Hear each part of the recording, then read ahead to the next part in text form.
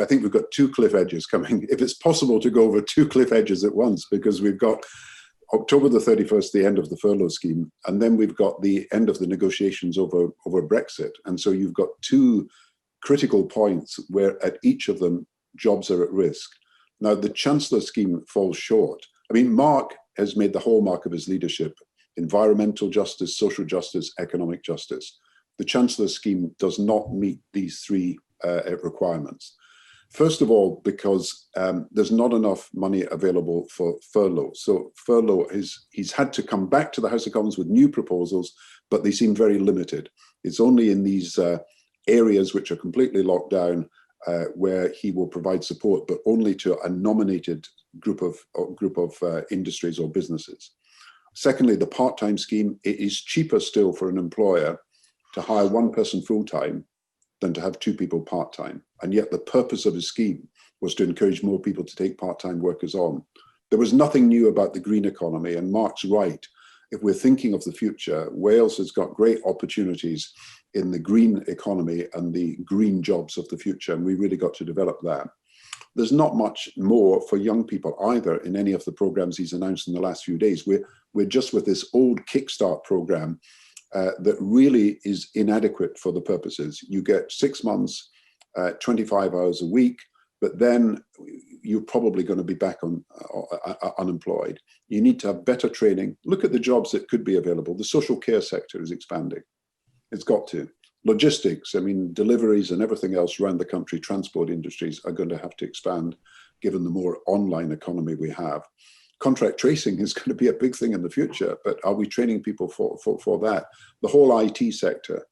And yes, Mark is right about community wealth building. And there's a lot of local authorities and the Welsh government looking at how you can generate the jobs from within your own communities, and whether it's food production or whether it's the provision of social services, more can be done to generate and to circulate work within the community. And I think that's going to be very important for the future. So I believe the Chancellor will have to come back to the House of Commons quite soon to update, revise and change his plan, because it is simply not adequate to the circumstances of today.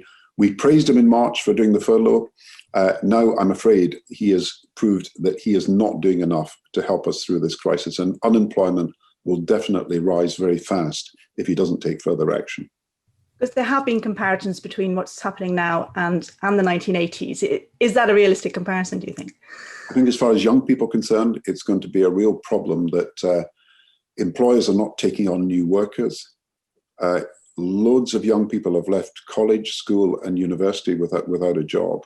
And already there was a backlog of high unemployment. Now, Mark is doing a great deal with his youth employment initiatives, but really it's got to be backed up by far more resources from the United Kingdom.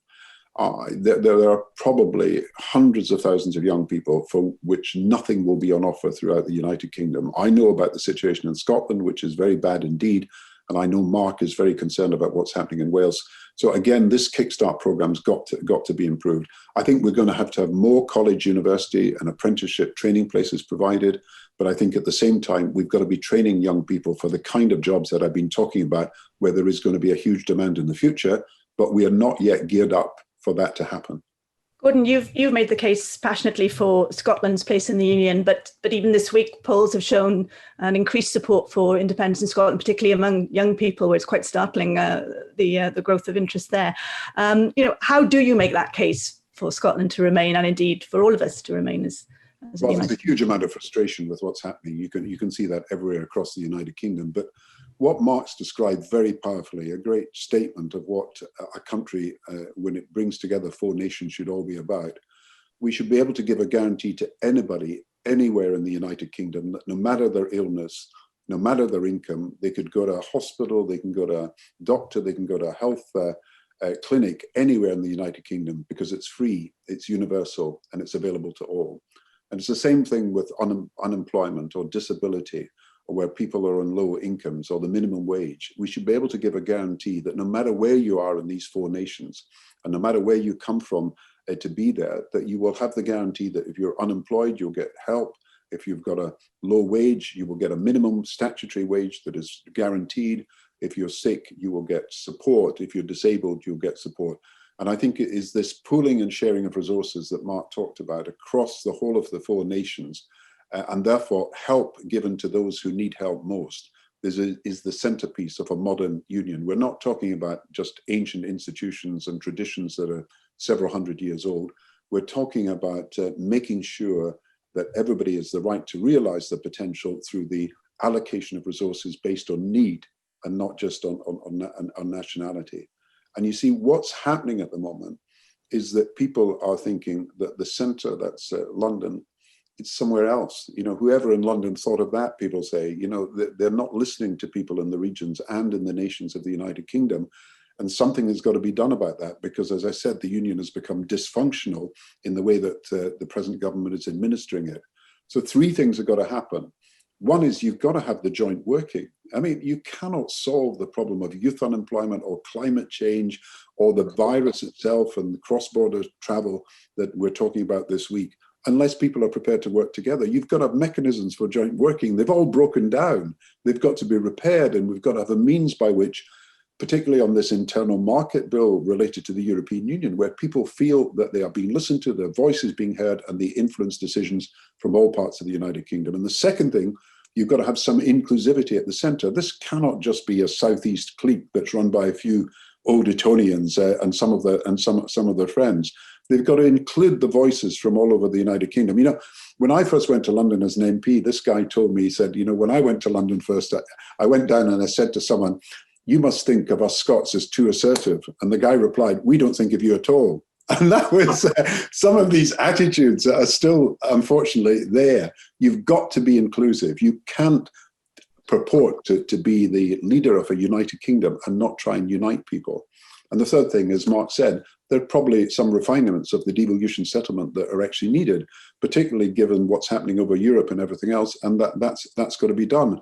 But the most important thing is we realize that what unites us is our belief in fairness and fair play, our belief in social responsibility, our belief in liberty, all these values that historically have brought people together and people have been able to work within, and not just institutions, not just a particular institution uniting, it's the ideas, the values, what people hold in common.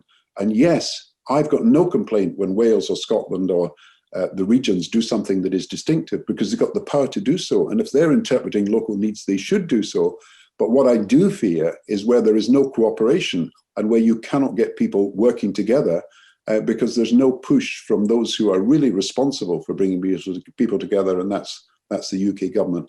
We've got to do better. Some Scots may want independence, but more Scots than that want cooperation and not conflict within the United Kingdom. Mark, are there particular figures from history or more recent times who you draw inspiration from in terms of leadership? Well, if I look back at it, as I was growing up and I was interested in politics from a very young age, Barbara Castle was always one of my political heroes. I know that she and Gordon exchanged views very late on in her life. Well, we had a great on time. the pensions issue. But as you know, as a woman who fought her way through an era when women were not expected to do what she did, and as someone who, you know, championed those sort of causes, the purse, not the wallet, all of those things, putting money into the pockets of women in families to make sure the children were fed, and all of those things. I'm sure she was not the easiest of persons always to deal with directly, but growing up, I used to think that's the sort of person I want the Labour Party to be like. She was a great person, Mark. I happen to know her as well. I was very lucky. I used to call her my mentor and my tormentor. She took up the issue of pensions. I remember she came to me and said, "Look, let's make a deal. Will you come and speak at my birthday party, my 90th birthday party?" And I agreed to do that. And I'll not speak at the Labour Party conference against the pensions proposal. So I kept my side of the bargain. And then suddenly Barbara was up there speaking at the Labour conference. But she was a great person. And it was great to work with her. And she is an inspiration still because of her fight for women's equality. How can we in Wales and elsewhere use the experience of COVID-19 to create a better world? Gordon first. I think people need hope. I think we need to show people that when we come together, we can make a difference. That's what Mark's been talking about. That, in a way, is what I've been talking about. And therefore, you've got to look at where, when people have come together, they have made a difference. And remember that when you sometimes think things are impossible, you can actually make them happen and make them possible. If you go back, for example, to smallpox, it's been eradicated because the world has decided to do it. HIV/AIDS, we've made huge progress because we decided to work together. Polio, we're near the point of eradication because we've come together. Debt relief, people told me in 2000 that it was impossible to give debt relief to the poorest countries. It would be disaster for markets and for everything else. And we did it. 2009, we managed to get people together to deal with the recession. So it is possible to bring people together. And you know, there's one really good example I always think of. For 30, 40 years, there was a space race. I talked about Kennedy. There was a space race. Russia and America were fighting each other, and they were basically at war in one of the most sensitive areas of space. And then in the 80s and 90s, something completely different happened. Russia and America formed an international space station where they all go up, astronauts together. The launches are Russian, the manning of the space station with the technology that is American, and they depend on each other, and they found a way to working together. Now, if you can do that in the most awful conflict that you had in the space race, and you can move on to that, to have space cooperation, then we can actually do that on the ground here. We can actually work together to achieve outcomes. And perhaps people are depressed, and rightly so, because we've got a conservative government with a big majority at the moment. But things are already changing. People are realizing that we need a different kind of governing of this country. And we need the values we've been talking about this morning, the values that Mark, by his actions, represents in government. And that's what gives me hope. Young people, if you look at what's been happening, of course, you've had 9/11, you've had climate change, you've had the global financial crisis, you've now got this pandemic, and things may look bleak. But think of what we can achieve when we work together. Think of what we can actually how we can make a difference when people come together as one. And I think that's the lesson I take out of this.